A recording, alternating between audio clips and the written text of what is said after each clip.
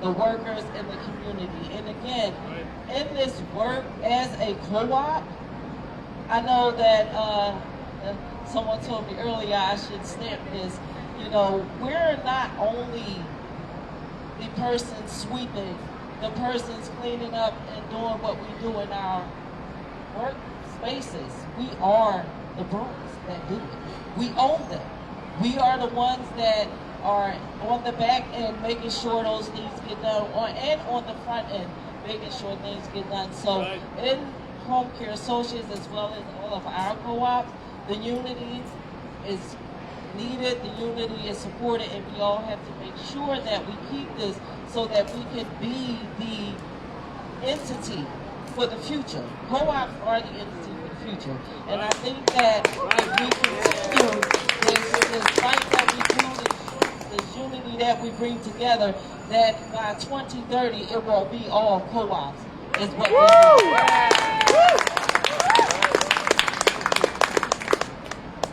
Give it up for Terrell! One of the greatest blessings of having the job that I have is that I get to meet people like Terrell and hear about their stories and hear about their businesses. My name is Mo Mankling. I am the policy director at the U.S. Federation of Worker Co-ops, and I am so happy to see all of your faces here. Thank you so much for taking the time out to join us in sunny Philadelphia.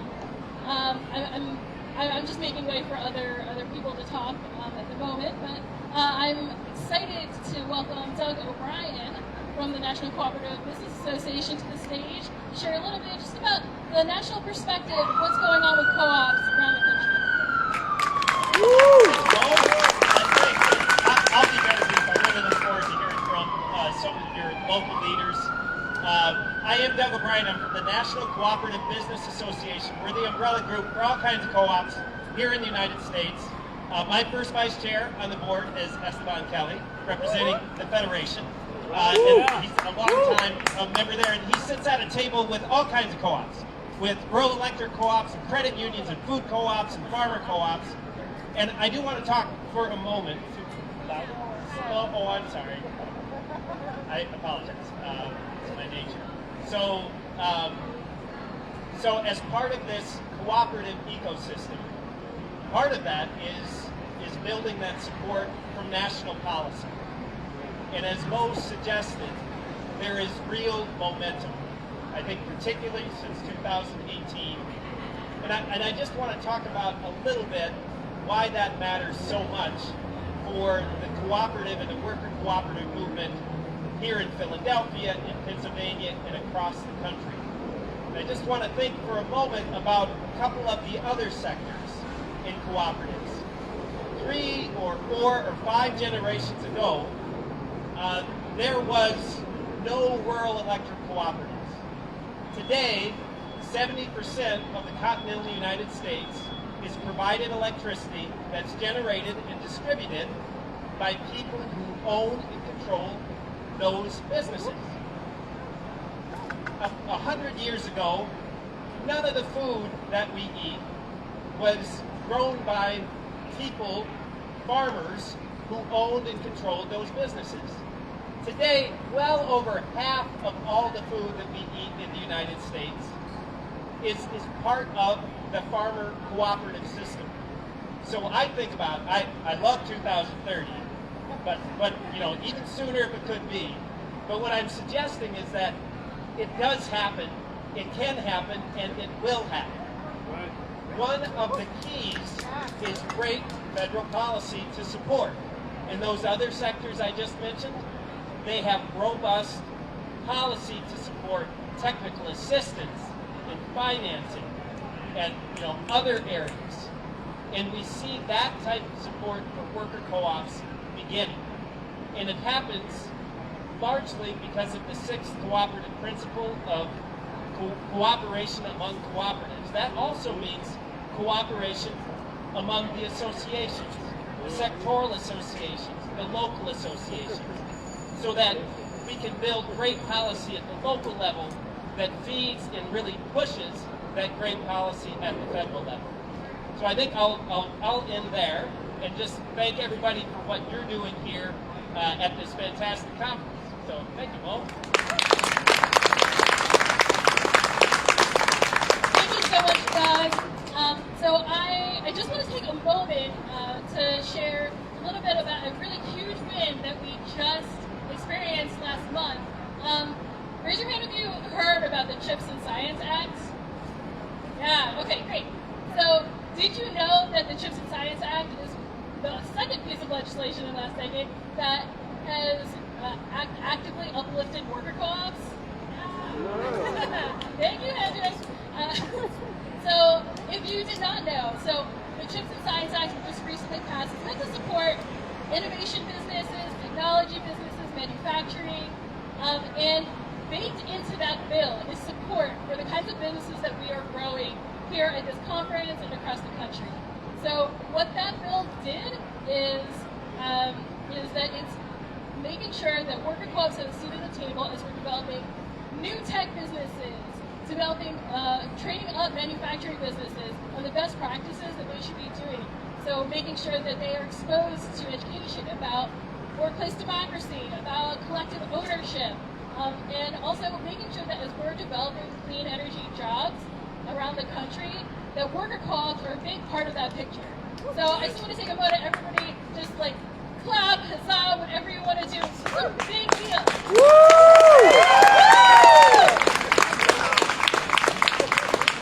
And I want to give a special shout out to Representative Jamal Bowman from New York.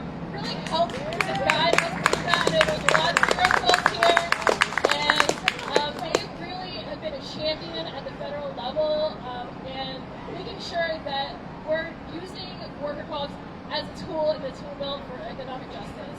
So shout out to Jamal Bowman. And yeah, so I mean, none of this is possible without the direct advocacy of everyone here. So like I said, I'm the policy director. I'm the person that if you want to learn about advocacy, it's easier than you think. All of you are equipped to do it. And I'm here to help make sure that you are able to. So please, please, please, if you're interested in doing this kind of work, come and talk to me. I will be around during the whole conference.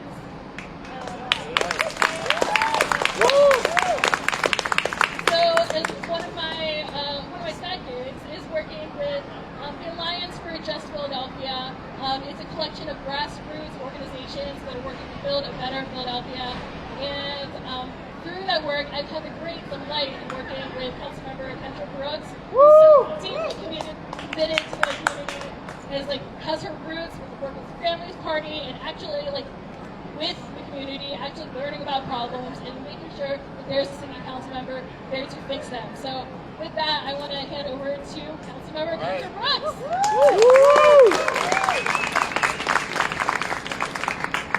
Thank you so much, Mo. And I just want to say thank you all. Thank you all for your courage, your commitment, and boldness to step out and become a boss. The reason I said that, because, in 2019, when I won the election, I was in office 3 months and the world shut down. Completely shut down. We remember that very well, right? And I immediately went into action because my focus was on working families. How can we make sure that working families are still able to thrive and survive? So we immediately went to action to make sure people were able to be paid if they were sick with COVID or had a family sick with COVID. But guess who our major opposition was? Bosses. So why is it so important that we support cooperatives? Because workers that are bosses will support each other and continue to build organizations that are thriving. And that's what I'm talking about, the both. And we have to continue to grow and commit to building more cooperatives here in Philadelphia. And I want to give a shout out to the first cooperative that I had a chance to work with, which was Fire Media.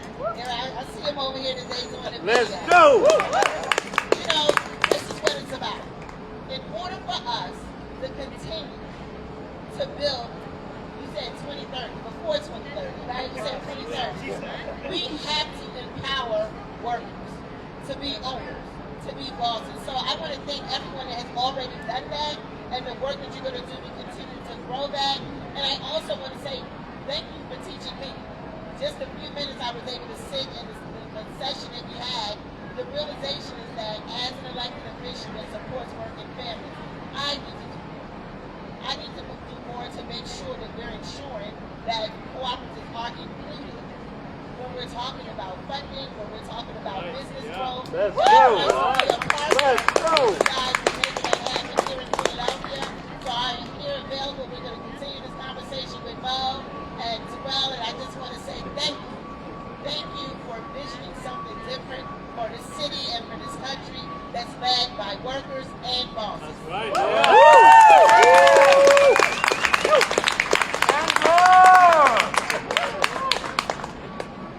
Yeah. All right. We're going to continue the celebration train. All my California folks, you know who you are. Come on to the stage. I see Zed. Yeah. Anyone worker-owned Recovery California Coalition, continue to jump on the stage wherever you are.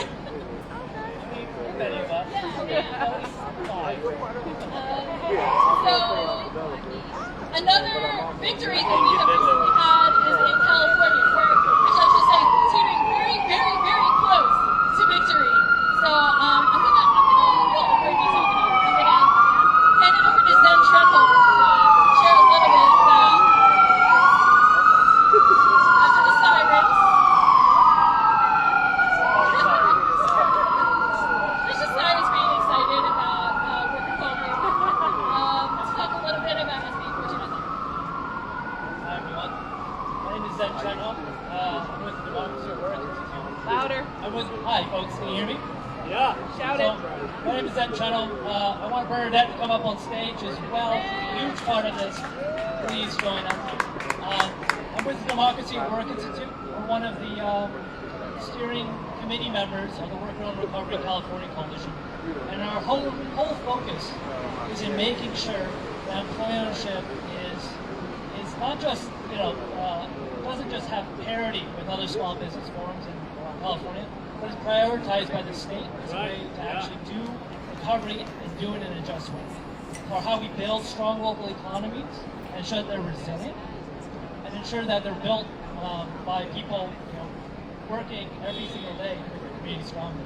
And so SB 1407 will establish a hub within the state government that's committed to employee ownership and ensuring that can grow as a business form around the state of California. It's going to be a huge pivotal change because the state up to this point has done very little to support employee ownership. And it's one of the largest states in the country with millions and millions of people who really benefit from the forum. This bill will give us an opportunity to get a wedge in the door and open up the possibilities for a different kind of economy. Right, yeah. Economy built in equity. So we're very excited about that. I want to give the opportunity for Bernadette to say a little bit more about how monumental. Sorry, but I'm sort of poking in at the last second. So sorry if I'm repeating anything that Zen or Mo have already said, but my name is Bernadette. I'm the coordinator of the Worker-Owned Recovery California Coalition. Let me be loud. How about now? Shout into the mic. My name is Bernadette. I'm the coordinator of the Worker-Owned Recovery California Coalition. As Zen said, we're so excited that Senate Bill 1407 has been passed out of the legislature, and now we're waiting on Governor Newsom's signature. But again, if passed, this would be a really exciting foundation of employee ownership policy to build upon within the state government in California. And I'm so thankful to our partners, SAWI and the U.S. Federation, for getting us to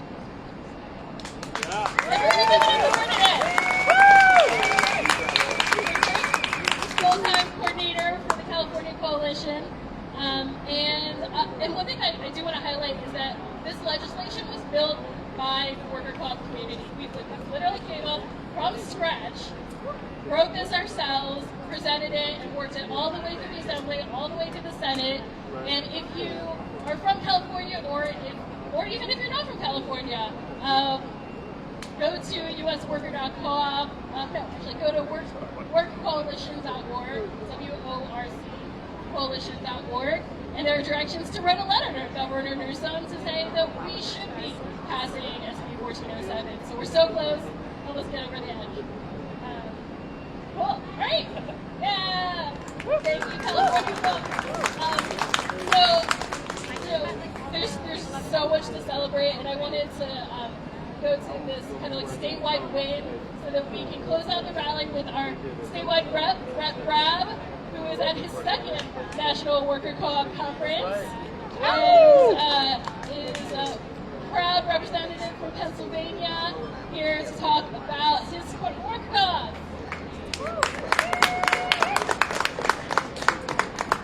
Hey folks, how y'all doing? Yeah. How y'all doing? I'm State Representative Chris Rabb, aka Rep Rabb, and I'm honored to be back. I went to my first conference in 2017 in Los Angeles, and I was blown away because I met so many amazing people and I learned so many amazing things as a new legislator, and I came home to Pennsylvania to try to put that stuff to work for us. But before I go any further, I want to point out a t-shirt. I see someone wearing a shirt that says, "Fire your boss." And I'm supportive of that, but I'm conflicted because I can't fire my boss. Because I have 65,000 bosses that are my constituents. They can fire me. That aside, I support worker co-ops. I would not be here if it were not for entrepreneurs who believed in community wealth building and shared prosperity. Quite literally. I have ancestors who were virtually unemployable unless they were enslaved. So they had to start their own businesses. And black folk tend to hire other black folk. And I'm standing 130 years after my great-great-grandfather started the Baltimore Afro-American newspaper, which is now in its 5th generation.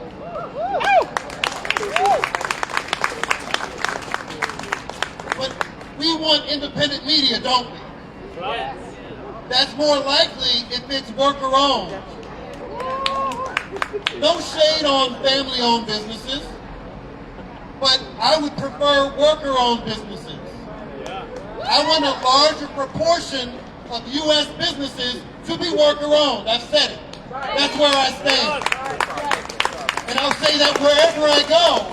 The very first piece of legislation I got enacted into law was sneaking a provision that allowed co-ops to get access to microenterprise grants.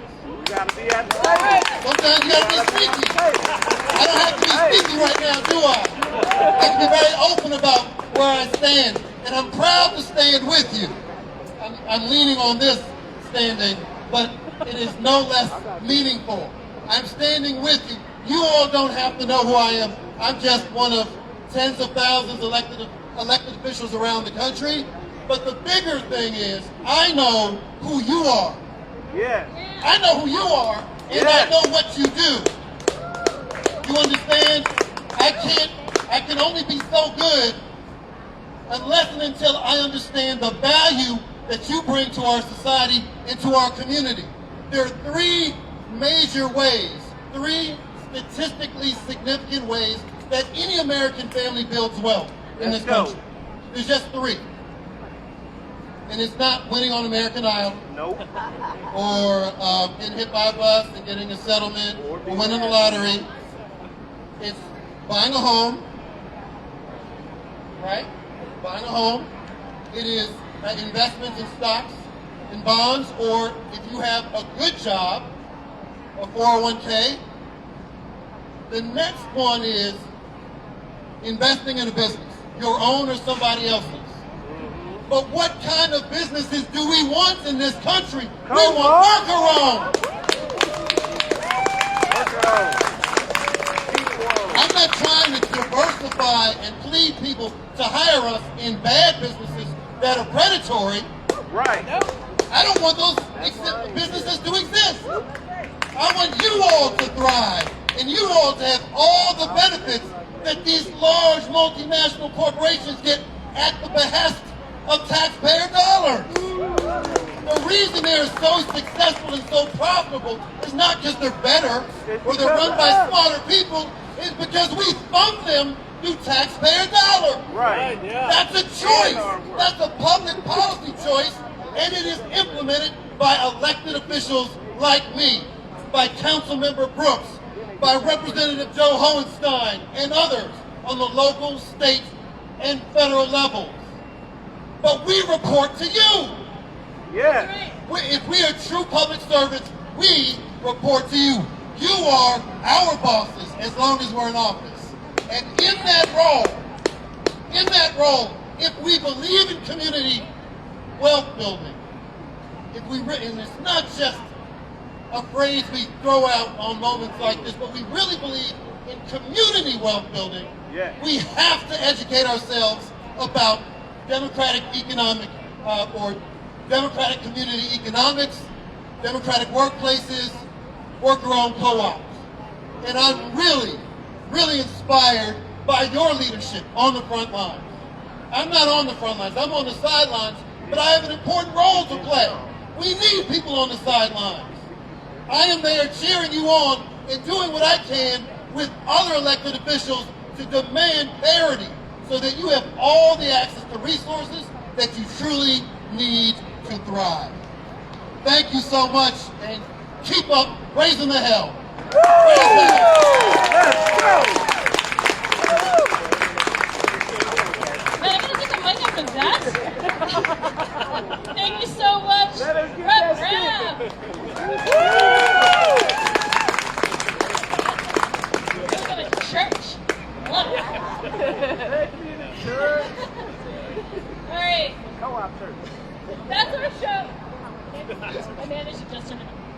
So that was it, folks. This is the moment where we came together to celebrate worker co-op, celebrate everything that we've been doing.